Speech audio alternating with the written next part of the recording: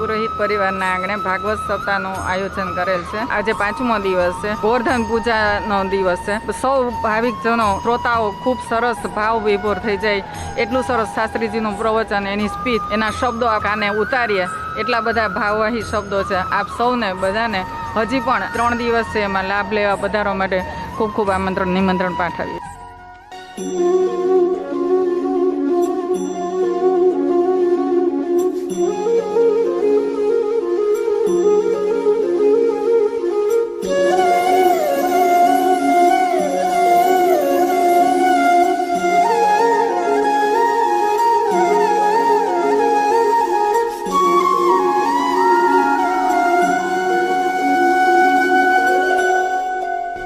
રાધે રાધે, જય શ્રી કૃષ્ણ। આજે પુરોહિત પરિવારના આંગણે શ્રીમદ ભાગવત કથા જ્ઞાન યજ્ઞ મહોત્સવનું આયોજન કરવામાં આવેલ છે, જેનું બધા સૌ જ ખૂબ જ આનંદ લઈ રહ્યા છીએ।